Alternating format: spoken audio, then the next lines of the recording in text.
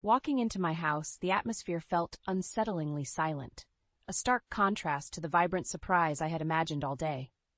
"I'm home," I announced, my voice echoing through the empty space, expecting to see my husband Nate's smiling face or hear our daughter's giggles. Instead, a pair of unfamiliar high heels caught my attention, an intrusion in our cozy nest. Curiosity morphed into confusion as I followed the trail leading to the living room. There, framed by the soft glow of the afternoon sun, stood Nate, his arm casually draped over the shoulders of a woman I had never seen before. Her beauty was undeniable, but it was the intimacy of their posture that stung. "Happy birthday, Eliza," Nate greeted, his grin wide and unsettling. "Who's this?" My voice was steady, despite the whirlwind of emotions inside me. "Our guest for today," Nate replied nonchalantly. "Meet Alex Carter, my lover." The room spun as his words sunk in. "Lover?" I echoed, disbelief clouding my judgment. "Yes, and since it's your birthday, I thought it's the perfect time to give you your present." Nate's tone was eerily calm as he handed me an envelope. Inside, the words "divorce agreement" screamed back at me, a cruel joke masquerading as a gift. This is a joke, right?" The words barely escaped my lips, each syllable a struggle. "No joke, Eliza. I want a divorce. I'm in love with Alex," Nate declared, as if discussing the weather, not dismantling our life together. The coldness in his eyes, the ease with which he shattered our vows, was more painful than the betrayal itself. "You want to throw away our life for a fling? Alex is not a fling. This is real. And you're just not enough anymore." His words were a knife, each syllable twisting deeper. The woman, Alex, remained silent, a spectator to the wreckage of my marriage. "Enough, Nate. If you want this divorce, you'll regret it. But you'll get what you wish for," I said, my voice laced with a calmness I didn't feel. Nate's smirk faded, replaced by a flicker of uncertainty. "You think you can make me regret this? Watch me." My reply was a whisper, a promise of the storm to come. As I turned to leave, the gravity of the situation weighed heavily on me. My marriage, the love I thought we shared, was over. But in its ashes, a resolve was born. Nate would regret this betrayal, not today, but soon, and I would make sure of it. The silence of my bedroom offered no comfort as I lay awake, the scene from earlier replaying in my mind.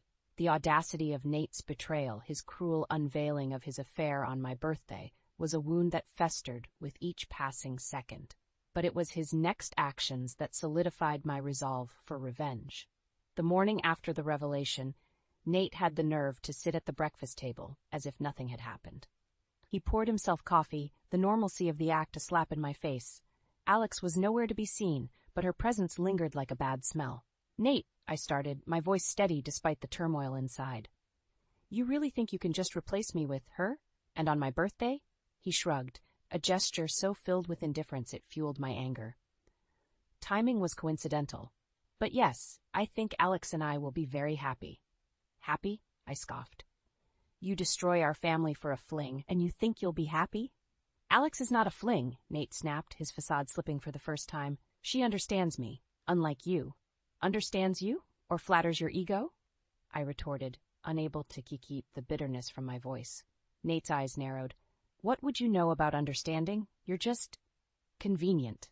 The word struck me, a verbal blow that was meant to hurt. "Convenient?" I repeated, the absurdity of the situation suddenly clear. "Well, let's see how convenient life is without me handling everything for you." Nate's confidence wavered, a hint of realization dawning. "What are you saying?" "I'm saying, enjoy your happiness with Alex. But remember, actions have consequences. You'll see." I left the table, leaving Nate to ponder my words. The next steps were clear in my mind. Nate had chosen his path, blinded by infatuation and arrogance. He had underestimated me, thinking I would crumble under his betrayal. He was wrong. As I started planning, the idea of revenge wasn't just a fleeting thought. It was a promise. Nate would realize the gravity of his mistake, not just in losing me, but in underestimating my resolve. The betrayal had shattered something within me. But from those pieces, a new, determined Eliza was emerging, one that Nate would soon learn to fear. A month had swiftly passed since Nate's unfathomable betrayal, and the wounds he inflicted remained raw. Yet amidst the turmoil, a plan had taken root, one that promised not just revenge, but a revelation of Nate's folly. The day I decided to confront Nate and Alex was ordinary. with the sun casting a warm glow over what was to be the stage of Nate's unraveling. I found them together in the living room, their laughter a jarring melody in what used to be a home filled with genuine joy. Enjoying ourselves, are we? My voice cut through their merriment, causing Nate to stiffen and Alex to silence. Nate, we need to talk. About the divorce. And about Alex, I said, my tone leaving no room for the usual deflections. Nate eyed me warily, sensing the shift in my demeanor. What about it? It's about her famous writer status. You see, working in publishing, I have a good memory for authors. And Alex, I turned my gaze to the person who had invaded my life. I can't seem to recall any of your work. Alex's confidence seemed to waver under my scrutiny, a crack in the facade they had so carefully maintained.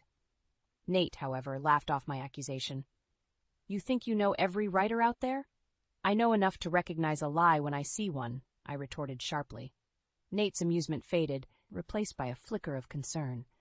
What are you getting at, Eliza? Simply put, I doubt Alex is who you think she is, and I intend to find out the truth. The threat hung heavy in the air, a challenge to the web of deceit they had woven. Nate's reaction was immediate and defensive, a sign I had struck a nerve. You're just jealous, Eliza. You can't stand the thought of me being happy with someone else. Jealous? The accusation was laughable, and I let my disbelief show. No, Nate, I'm curious, and I'm going to do a little digging. Let's see what truths come to light. I left them with those parting words, a promise of the storm to come. The confrontation was not just about exposing lies. It was about reclaiming my power, about showing Nate that his betrayal would not leave me broken, but stronger, more determined. As I began my investigation into Alex's supposed literary fame, the pieces started falling into place. Each discovery, each lie uncovered, was a step closer to my revenge. Nate had chosen his path, blinded by lust and deception. He had failed to see the strength in me, mistaking my love for weakness. But as the truth about Alex began to unravel, so too would Nate's illusions. The confrontation was just the beginning. The real drama was yet to unfold, and I would ensure Nate watched as his world crumbled around him, piece by piece. My investigation into Alex Carter's background revealed a web of lies so intricate it was almost impressive. Armed with undeniable proof, I confronted Nate and Alex, determined to expose the deceit that had upended my life. I found them in what used to be our shared home office, now a testament to Nate's betrayal. Without preamble, I laid out the evidence I had gathered. Alex Carter, or should I say Alex Connors, not a writer, but quite the actor. Nate's face paled, a stark contrast to Alex's growing unease. What are you talking about, Eliza? Did you really think you could fool me? Your famous writer is nothing more than a fabricator of lies. There's no record of any Alex Carter publishing anything. But Alex Connors, on the other hand, has quite a history of deception. But Alex attempted to interject, but I wasn't finished. Save it. I'm not interested in anything you have to say. Turning to Nate, I continued, You brought this person into our lives, into our daughter's life, based on what, a fantasy? Nate stumbled over his words, the reality of the situation finally dawning on him. I didn't know. Of course you didn't. You were too blinded by whatever it is you thought you found in Alex. But the truth, it's far from the illusion you've been living. The confrontation was not just about exposing Alex. It was a reckoning for Nate. The man who had promised to love and cherish me, forsaking all others, had instead chosen a path of betrayal and lies. I want you out, I said, my voice devoid of the love and warmth it once held for Nate. Out of this house and out of our lives. You've made your choice, and now you'll live with the consequences. Nate tried to argue, to plead for understanding, but there was nothing left to discuss. You made your bed, Nate. Now you get to lie in it. Alone. As Nate and Alex gathered their things, the finality of the moment settled over me. This was not the life I had envisioned, but it was the one I was left with. Yet, in the midst of the chaos and heartbreak, a sense of empowerment began to take root. Nate's descent was of his own making, a direct result of his actions and choices. Watching them leave, I knew this was only the beginning. Nate's betrayal had unleashed a storm within me, one that would not be satisfied until justice was served. My revenge had only just begun, and Nate would soon realize the true cost of his actions. In the aftermath of Nate's revelation, I had expected him to retreat, to lick his wounds in private. Instead, He showed up at my doorstep, looking more haggard than I had ever seen him. The desperation in his eyes was palpable as he stood there, waiting for me to speak first. "What do you want, Nate?" My voice was cold, unwelcoming. I need to talk to you. About Alex and everything." He stumbled over his words, a man defeated. I considered turning him away, letting him drown in the mess he had made. But curiosity, and admittedly a desire to witness his suffering up close, compelled me to let him in. We sat across from each other, the air thick with tension. Nate was the first to break the silence, his voice barely above a whisper. "Alex, he wasn't who I thought he was. I was fooled, Eliza." "Fooled? Or too blinded by your own betrayal to see the truth?"